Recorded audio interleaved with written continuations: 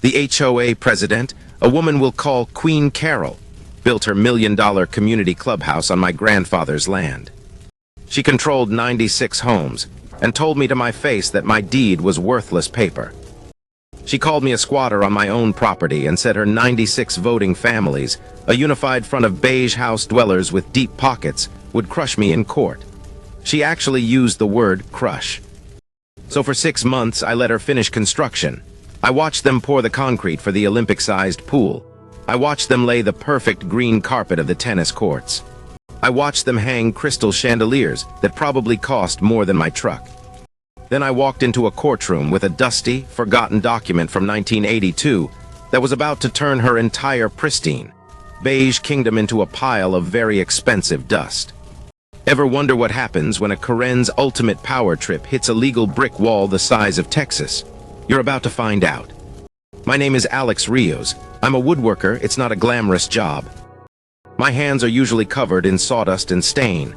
My knuckles have a permanent collection of nicks and scratches. And my idea of a good day is finding a forgotten piece of furniture on the side of the road and giving it a new life. It's quiet work. It's honest work. My grandfather, Arthur, was a quiet man, too. He was the kind of original Texan that people write books about but rarely meet anymore.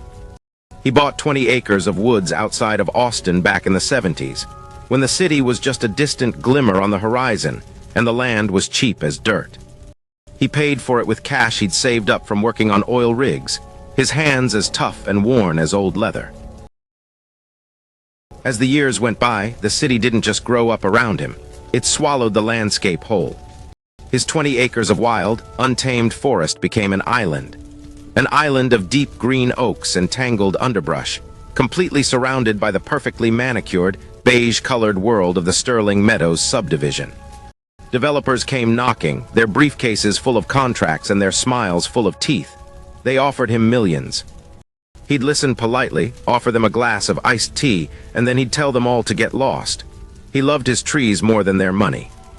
He'd walk me through those woods as a kid, his hand on my shoulder, pointing out the hawk's nest in the old pecan tree or the spot where a family of deer slept. "This is real, kid," he'd say, his voice a low rumble. "Their houses are just boxes. This has a soul." He passed away last spring. It was peaceful in his sleep. He left me everything, his tools, his old truck, and the land.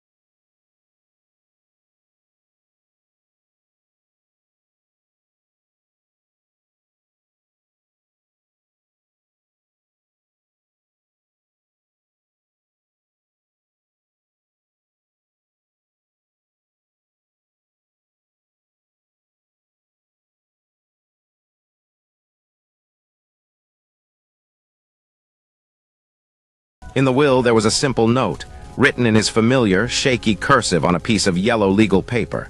"Don't let the suits pave paradise, kid." That was it. That was the mission.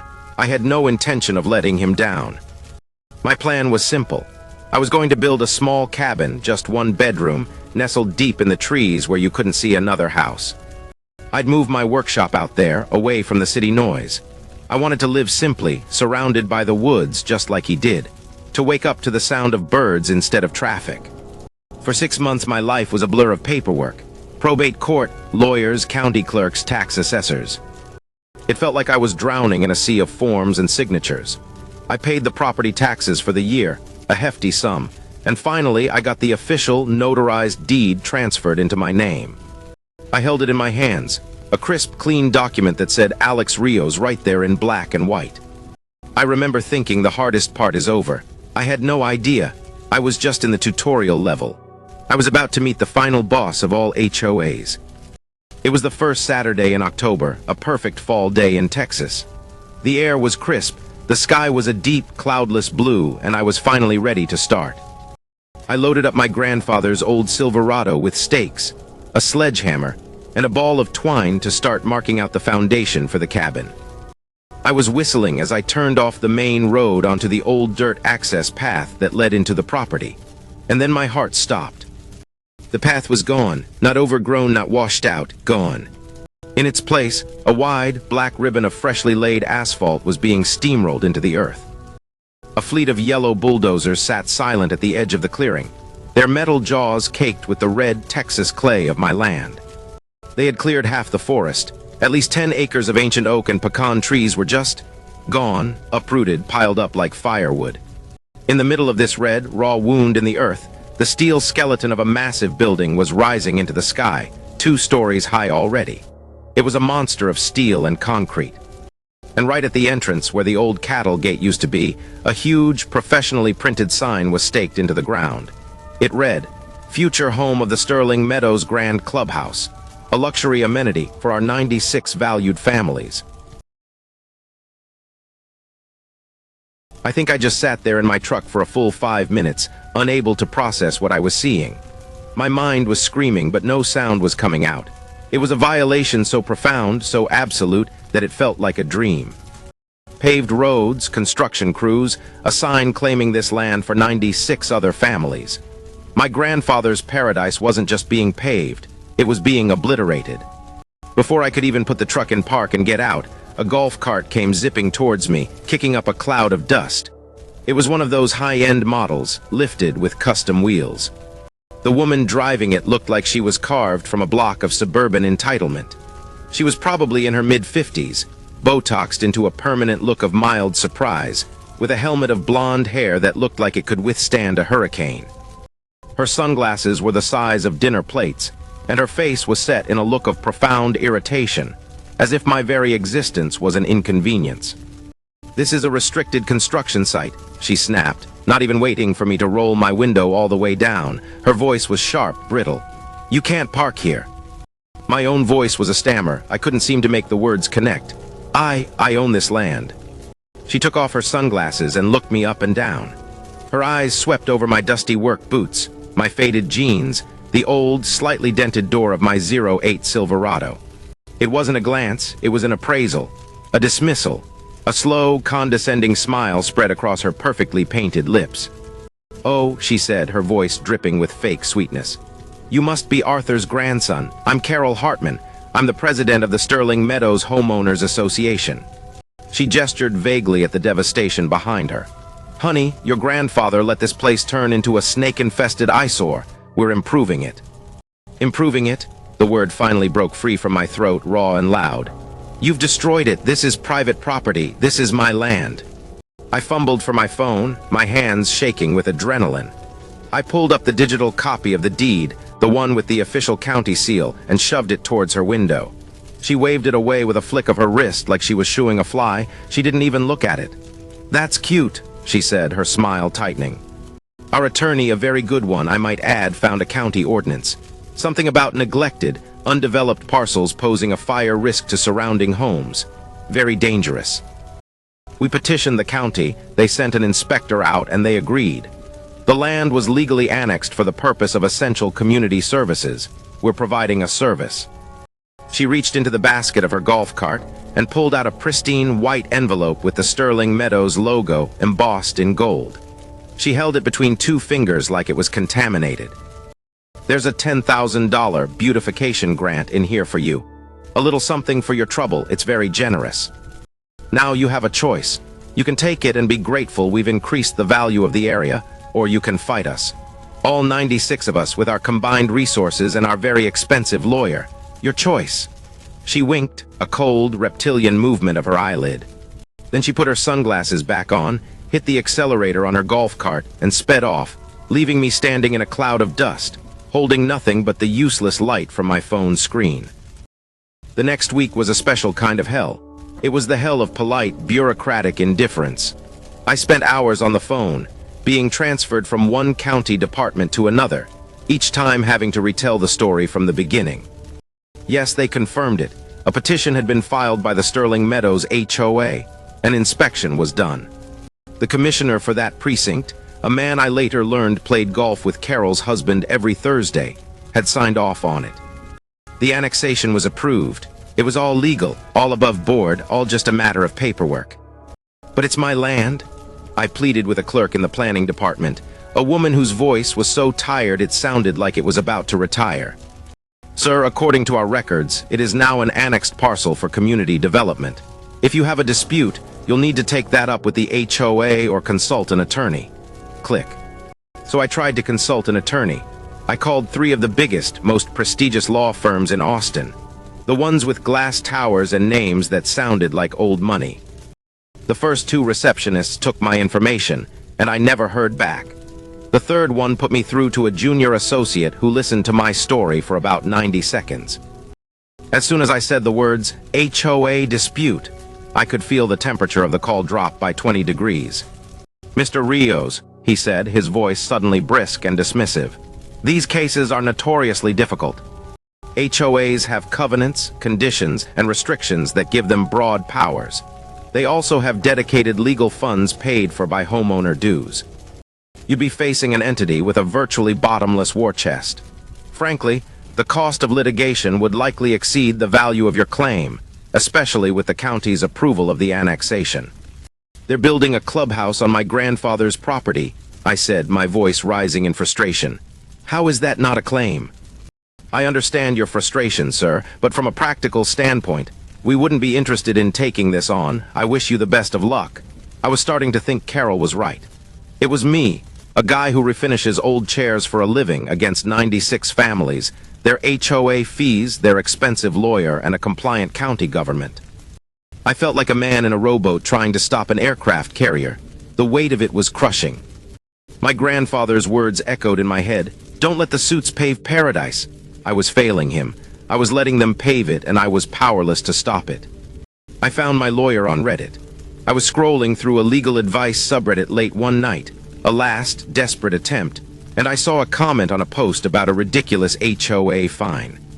The commenter, whose username was HOA Slayer, had written a detailed, brilliant takedown of the HOA's legal position. I clicked on his profile.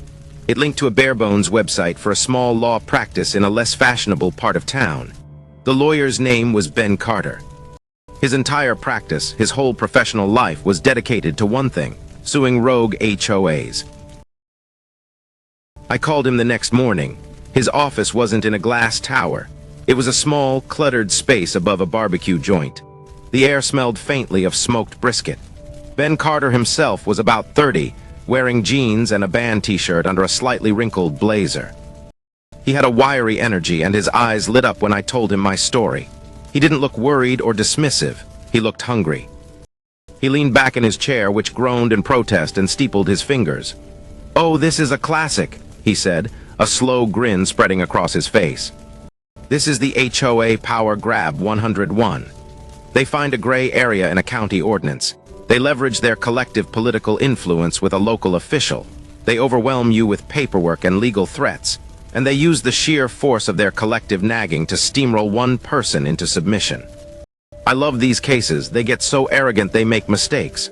"So you think we can win?" I asked, a flicker of hope igniting in my chest for the first time in weeks.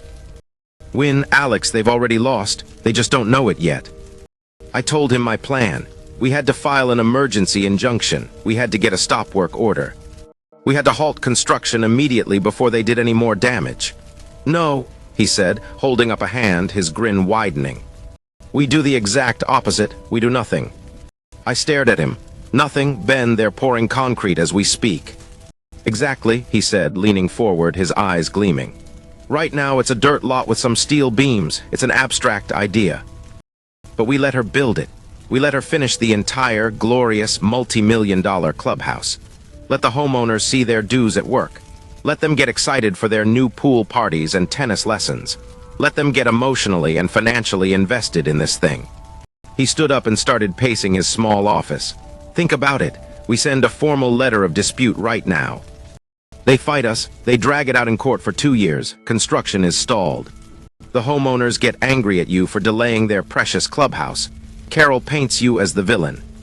But if we let her finish, when we go to court in 6 or 8 months and prove that this entire, beautiful, fully functional asset was built illegally on your land, the liability isn't just on Queen Carol. It's on the entire HOA. The 96 families who were so eager to crush you, they'll be on the hook for millions in illegal construction. Who do you think they'll be angry at then? The sheer, cold-blooded brilliance of it stunned me. It was a Trojan horse strategy. Let them build their monument to their own arrogance, and then use the monument itself to bring them down. Ben stopped pacing and looked at me, his expression deadly serious. This won't be easy. She's going to come after you. It's going to get personal. You have to be patient. You have to be a ghost. Can you do that? I thought of my grandfather. I thought of his promise. And I thought of Carol Hartman's smug, dismissive face as she sped away in her golf cart. I can do that, Ben's grin returned. Good, he said, clapping me on the shoulder. Because we're not just getting your land back, Alex. We're going to bankrupt Terrain. Ben's first move was simple. He drafted a formal letter. It was a masterpiece of polite, legalistic menace. It cited the property records, the official deed in my name, and stated in no uncertain terms that the Sterling Meadows HOA was trespassing, and that all construction was being undertaken illegally. It didn't demand they stop. It simply stated that we were documenting the ongoing incursion and reserved all rights to seek remedies for damages, which were accumulating daily. He sent it via certified mail to Carol Hartman and to the HOA's law firm. The official response was a single-page letter from their lawyer. It was dismissive, arrogant, and basically told us to pound sand. It referenced the county annexation and claimed my deed was now subordinate to the community's needs. It was exactly what Ben had predicted. They were too far in, too invested in their own narrative of being right, to even consider they might be wrong. Carol's unofficial response was far more personal. The war of annoyance began. It started with the letters. Every week, a new certified letter would arrive from the Sterling Meadows HOA. They were fines. A $100 fine because the remaining trees on my undeveloped, wild property were not a pre-approved species on the Sterling Meadows master landscaping plan. I got a $200 fine for unauthorized wildlife habitat, which, after some confused rereading, I realized was referring to a squirrel's nest in one of the old oaks near the property line. My favorite was the $500 fine for my dilapidated and unmaintained access path, the very path they had bulldozed and paved over. My property wasn't even technically part of the HOA. They had no jurisdiction. It was pure, petty intimidation. It was a message: we are in control here, we make the rules, you are nothing. I'd feel a flash of hot anger every time I opened one. I wanted to storm over there, to scream, to fight. Each time I'd call Ben, my voice tight with rage. Good, he'd say calmly on the other end of the line. This is perfect. Scan it, date it, file it. Every single one of these is another nail in her coffin. It's evidence of malice and harassment. She's building our case for us. So that's what I did. I bought a scanner. I created a folder on my computer labeled Evidence Carol. I scanned every letter, every fine, every piece of paper they sent me. I was building an arsenal of arrogance, one ridiculous fine at a time. After the fines failed to get a reaction from me, Carol escalated. She turned the community against me. The Sterling Meadows Sentinel was a glossy, full-color monthly newsletter delivered to all 96 homes. It was usually filled with announcements about the yard of the month and reminders to hide your garbage cans. But the November issue had a new section on the front page called Community Watch, right next to a picture of Carol smiling benevolently at a children's Halloween party. The effect was immediate. When I drove past the entrance to the subdivision, people who were out walking their dogs would stop and stare. I saw neighbors whispering to each other, pointing at my truck. One woman, while getting her mail, gave me a look of such pure, unadulterated loathing you'd have thought I was the one who bulldozed the forest. Carol was poisoning the well, turning me into the villain of her story. She was making it personal, trying to isolate me, to make me feel like the whole world was against me. And damn it, it was working. I was furious. My grandfather wasn't a hoarder, he was a protector. I wasn't an agitator. I was a property owner trying to defend my inheritance. I wrote a long, angry response, detailing the whole story from my perspective. I was going to print out 100 copies and stick them in every mailbox in Sterling Meadows. I was going to post it on the community Facebook page. I called Ben and told him what I was about to do. "Don't," he said, his voice firm but calm. "Absolutely do not. Do not engage, do not respond, do not sink to her level. What she's doing is called libel. It's more evidence. Scan the newsletter, add it to the file. Let her think she's winning. Let her think her propaganda is working. The higher she builds her pedestal, the harder she's going to fall." "It's hard, Ben," I admitted, my anger deflating into exhaustion. "It feels like I'm just sitting here taking it." "You're not taking it, Alex, you're collecting it. There's a difference." "Trust the plan. How's the clubhouse coming along?" So I did. I trusted the plan. Once a week on my way home from the workshop, I'd pull over on the road across from the entrance. From there, I had a clear view. I'd take out my phone and take a few pictures. I documented everything. The walls went up, sheathed in plywood. The roof trusses were lifted into place by a giant crane. The massive picture windows were installed. Then they started on the outside. A crew of stonemasons began meticulously covering the walls with expensive-looking limestone. They started digging the pool, a massive, kidney-shaped hole in the ground. The tennis courts were graded and fenced. With every photo I took, with every new phase of construction they completed, I tried to push down the anger and just focus on the end game.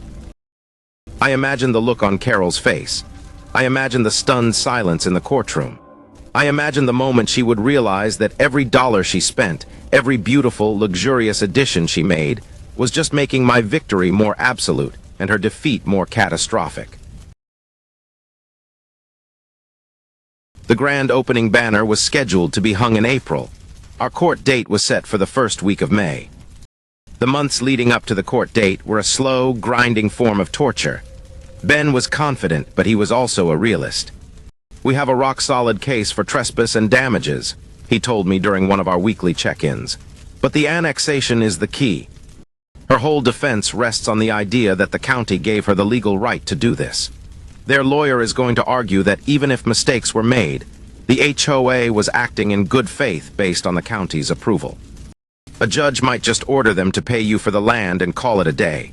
That's a win, but it's not the win we want. We need a silver bullet.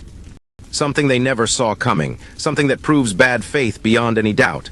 That idea haunted me, a silver bullet. Where was I supposed to find something like that?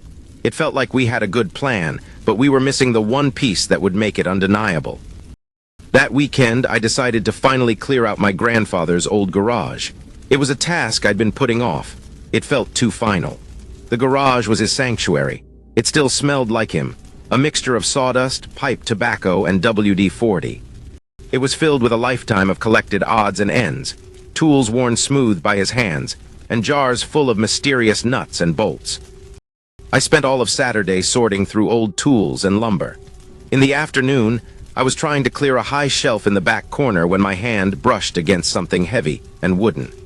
I got a stepladder and pulled it down. It was an old military-style footlocker, covered in a thick layer of dust and cobwebs.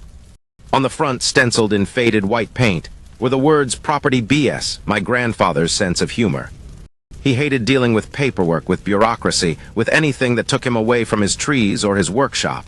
He called all of it BS. I pried open the rusty latches. The trunk let out a sigh of stale air. Inside, it was packed to the brim with yellowing papers. Decades of property tax receipts, old survey maps, water well permits. It was every single piece of paper related to his 20 acres, all the way back to the original purchase in 1973. It was a perfect, chronological history of his fight to keep his little piece of paradise wild. I spent the next 2 hours on the dusty floor of the garage, carefully going through the files. Most of it was just standard stuff. But then at the very bottom, under a bundle of receipts from the 80s, I found it. It was a thick, stapled document bound in a faded blue cover. The paper was heavy and felt important. The title on the front read, "Declaration of Covenants, Conditions, and Restrictions for the Establishment of the Sterling Meadows Residential Community, August 14th, 1982. My heart started to pound. This was the founding document, the Constitution of Sterling Meadows. I flipped through the pages. It was dense, filled with legalese about setback requirements and acceptable fence materials. And then I saw his signature. At the end, on the signature page, alongside the original developer and the first handful of property owners, was the unmistakable, strong signature of Arthur Rios. My grandfather wasn't just a neighbor who was there first. He was an original party to the agreement that created the entire subdivision. His land was an official, recognized parcel in the original master plan. I started reading the document word for word. Tucked deep inside in Article 10, a section dealing with boundary lines and common areas, was a short, unassuming paragraph. Section 4. It was titled The Founder's Covenant. It must have been a clause he fought for, a condition he insisted on before he would sign anything that allowed their beige boxes to be built anywhere near his woods. I had to read it 3 times to fully grasp its meaning.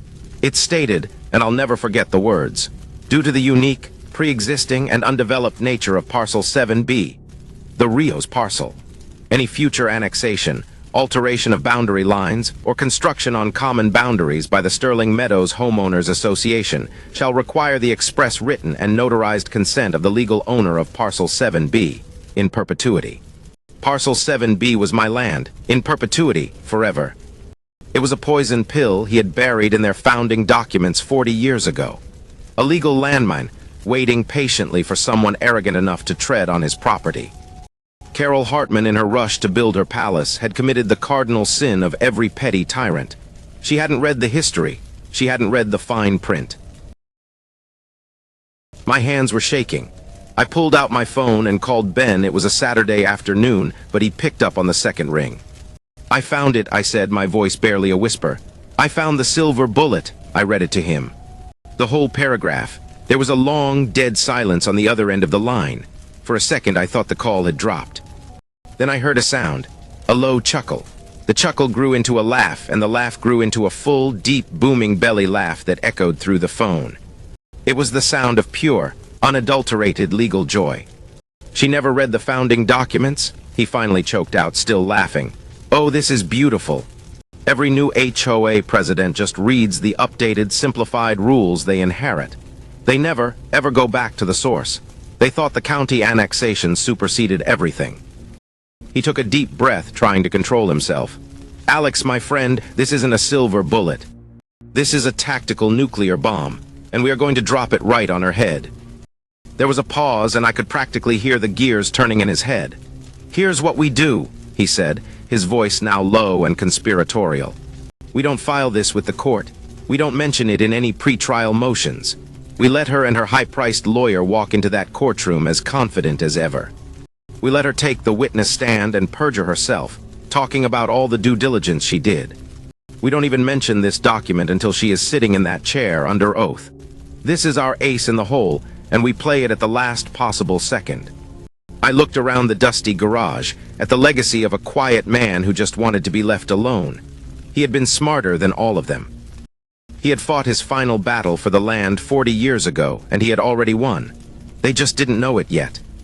Ben's voice pulled me back to the present. I could hear him shuffling papers on his desk. He had pulled up his calendar. "Showtime," he said, his voice dripping with anticipation. The day of the hearing, the courtroom was packed. It turned out Carol had sent a mass email to the entire Sterling Meadows neighborhood the week before. It was another masterwork of manipulation, encouraging residents to come and show their support against the frivolous lawsuit that threatens our community's future. She had framed it as a battle for their way of life, and they had turned out in force. The gallery was a sea of pastel polo shirts and expensive-looking highlights. They sat behind her, a silent army of glares and whispered judgments directed right at me. They had no idea they were there to cheer on the woman who had gambled away their money and put their entire community in legal jeopardy. Carol herself was seated at the defendant's table, looking every bit the regal queen of her domain. She wore a sharp, white pantsuit that probably cost more than my monthly mortgage payment. She was flanked by her lawyer, a slick, silver-haired man who radiated an aura of expensive confidence. She would occasionally glance back at her supporters, giving them a small, brave smile, the martyred leader holding firm against the barbarian at the gates. She thought this was her coronation. She thought this was the day she would be publicly vindicated, the day she would finally and officially crush me. Ben and I sat at the plaintiff's table. He was calm, arranging his notes. I was a nervous wreck. My heart was hammering against my ribs, and my hands were slick with sweat. Ben seemed to sense it. He leaned over and whispered, "Just breathe, Alex. The hay is in the barn. Let them have their moment. The bigger the ego, the more it pops." Her lawyer, Mr. Davenport, went first. His opening argument was simple and predictable. The HOA had acted in good faith to protect community values and safety. They had followed all county procedures. The annexation was legal.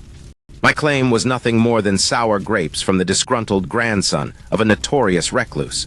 He painted a picture of a benevolent, forward-thinking HOA improving a dangerous eyesore for the good of the many. The crowd behind him nodded in agreement. Then he called his star witness, Carol Hartman. She walked to the stand with a serene confidence, a woman completely convinced of her own righteousness. Her testimony was a performance worthy of an Oscar. She spoke with a soft, concerned voice about her deep love for the community. She talked about her duty to protect property values from urban blight. She described the numerous complaints from residents about the overgrown and hazardous state of my grandfather's land. She made it sound like she was leading a crusade for safety and beauty, not executing a hostile land grab. Ben let her go on for a full 10 minutes without a single objection. He just sat there, listening patiently, letting her spin her tale. He let her build her own trap. When Davenport was finished, he said, "Your witness." Ben stood up and walked slowly toward the witness stand. He was the picture of calm professionalism. "Good morning, Mrs. Hartman," he began, his voice even and respectful. "You've been the president of the Sterling Meadows HOA for how long?" 5 years, she said, lifting her chin slightly. "And in those 5 years, you've dedicated yourself to upholding the HOA's bylaws and governing documents, correct?" "Absolutely," she said. "It's a responsibility I take very seriously. So it's fair to say you're intimately familiar with those documents. The covenants, conditions, and restrictions that form the legal foundation of your community." She gave a small, condescending sniff. "Of course, I know our bylaws better than anyone." "Excellent," Ben said, his voice still perfectly level. He walked back to our table and picked up the thick, dusty document from my grandfather's footlocker. He approached the witness stand and placed it gently on the railing in front of her. "I have here a document entitled Declaration of Covenants, Conditions, and Restrictions for the Establishment of the Sterling Meadows Residential Community, dated August 14th, 1982. "Is this one of the documents you're referring to?" Carol glanced at the yellowed cover. A flicker of something, annoyance, confusion, crossed her face. "That's the original declaration. It's an old document. The bylaws have been updated several times since then. But the original declaration is still the foundational legal charter, is it not? The updates can't contradict the founding articles, can they?" Ben pressed gently. "I suppose not," she conceded, her tone becoming wary. "Great," Ben said with a small smile. "Could you please turn to Article 10, Section 4, titled The Founder's Covenant, and read that paragraph aloud for the court?" This was it, the moment of impact. You could see the color drain from her face as she found the page and her eyes scanned the paragraph. Her Botoxed brow, which I previously thought was immobile, managed to furrow in confusion, then dawning horror. Her mouth opened, but no sound came out. She just stared at the page, her carefully constructed composure starting to crack. "Mrs. Hartman," the judge prompted, peering over her glasses, "the court is waiting." Her voice, when it finally came, was a shadow of its former confident tone. It was a quiet, strangled whisper. "Any future annexation, alteration of boundary lines, or construction on common boundaries shall require the express written and notarized consent of the legal owner of Parcel 7B, in perpetuity." "I'm sorry, could you speak up?" Ben asked, his voice ringing through the silent courtroom. "I don't think the gallery heard you." She took a shaky breath and read it again, louder this time. As the words "notarized consent" and "in perpetuity" echoed in the room, a murmur rippled through the crowd of homeowners behind her. They were starting to understand. They were starting to look at each other, their expressions shifting from righteous anger at me to confused suspicion of her. Ben moved in for the kill. He was relentless, his questions sharp and precise, like a surgeon's scalpel. Mrs. Hartman, did you ever obtain express written consent from my client, Mr. Rios, the legal owner of Parcel 7B? No, but the county annexation. That's a simple yes or no question, Mrs. Hartman. Did you get his written consent? No, the word was barely audible. Did you get his notarized consent, as required by the very document you swore to uphold? No. So, to be clear for the court, you knowingly violated the foundational charter of the very organization you lead. You ignored a perpetual covenant, and in doing so, authorized the expenditure of millions of dollars of your members' money to illegally construct a building on land you had no right to. Objection, Davenport shouted, leaping to his feet. Counsel is badgering the witness. Sustained, the judge said calmly. But I believe I've heard enough. It was too late. The damage was done. The objection didn't matter. The homeowners behind Carol weren't looking at me anymore. They were all looking at her, their faces a mixture of shock, betrayal, and cold, calculating fury. They finally realized she wasn't their savior. She was the one who had led them off a cliff. The judge's ruling was swift and brutal. She didn't even need to recess to consider it. She looked down from the bench, her expression one of utter disdain for Carol. She declared the county annexation illegal, null, and void from the very start, citing the clear and unambiguous language of the Founders' Covenant. She called Carol's actions a shocking and egregious abuse of power, and a profound breach of her fiduciary duty to the members of the Homeowners Association. She granted me full, undisputed ownership and title to my entire 20 acres. But the real bomb, the one that made the entire gallery gasp, was the remedy. She gave the Sterling Meadows Homeowners Association 180 days to remove all offending structures and restore the property to its original, pre-construction state, at the sole expense of the Homeowners Association. The gavel came down with a crack that sounded like a gunshot. A dead silence fell over the courtroom. Then chaos erupted. But it wasn't directed at me. It was a storm of angry, betrayed voices, all directed at the woman in the white pantsuit, who was now sitting frozen on the witness stand, looking small and utterly broken. The fallout was immediate and spectacular. News of the verdict spread through Sterling Meadows like a wildfire. Before the sun had set that day, the HOA's lawyer had crunched the numbers. The initial estimate to demolish a brand-new, multi-million-dollar clubhouse and restore 10 acres of woodland to its original, pre-construction state came in at a staggering $2.2 million. That sum wasn't just some abstract number on a spreadsheet. For the 96 families of Sterling Meadows, it translated to a one-time, mandatory special assessment of over $22,900 per household. There was a special emergency HOA meeting that night in the high school auditorium. I didn't go, of course, but my land was only about a mile away, and on a still night, you can hear a lot. I heard the shouting. It wasn't just yelling, it was a raw, unified roar of betrayal. It was the sound of 96 checkbooks screaming in agony. Carol Hartman was removed as president in a unanimous vote of no confidence before the meeting was even an hour old. But it didn't end there. The following week, the homeowners, now organized and unified in a way Carol could only have dreamed of, filed a class action lawsuit against her personally for gross negligence and breach of fiduciary duty. They were going to make her pay for the damage she had caused. Last I heard, she had to sell her big, beige house with a perfectly manicured lawn to pay her own legal fees.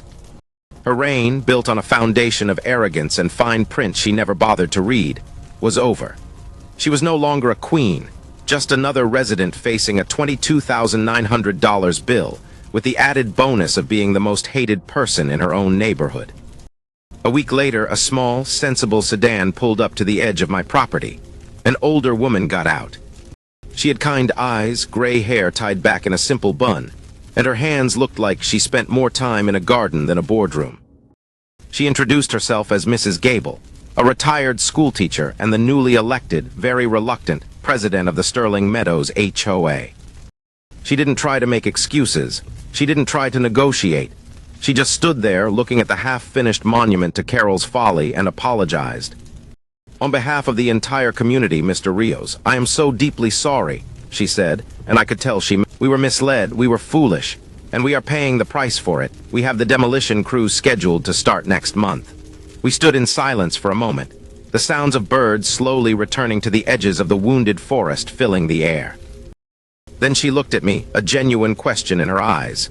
"What are you going to do with the land, Mr. Rios, after we're gone?" It was the question I'd been asking myself. I held all the cards. I could have been a real jerk about it. The petty, angry part of me had a whole list of ideas. I could build a giant, ugly privacy fence and paint it a hideous color. I could sell the whole 20 acres to the highest bidding developer I could find and let them build a towering, low-income apartment complex that would block their morning sun and tank their precious property values. I could have extracted my pound of flesh and then some. For a moment it was tempting. But then I thought about my grandfather, Arthur.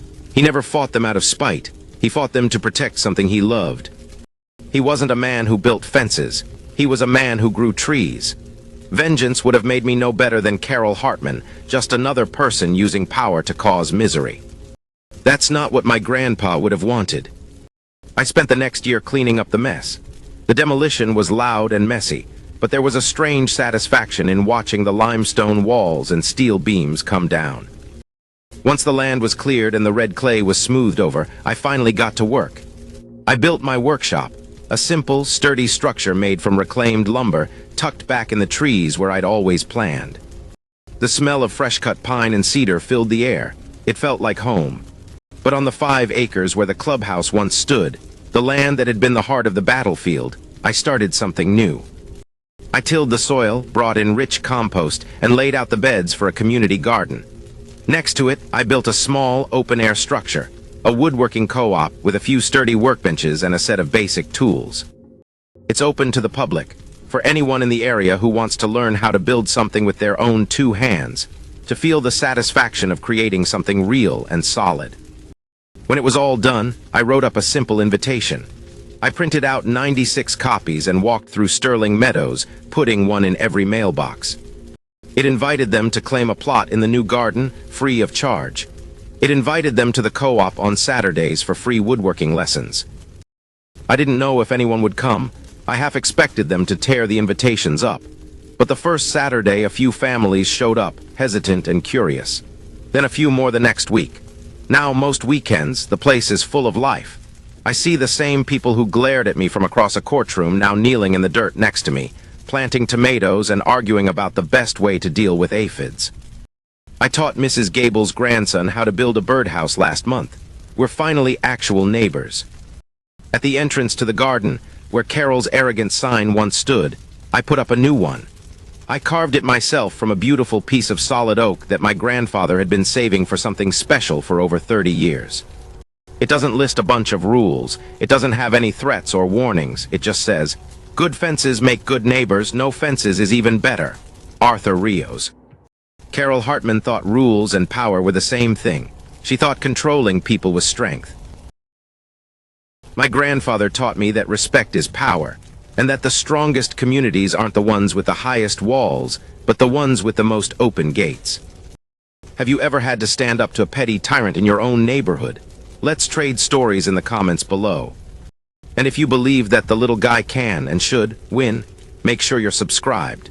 Because there's a whole world of Kerrens out there, and every single one of them has a forgotten bylaw just waiting to be found.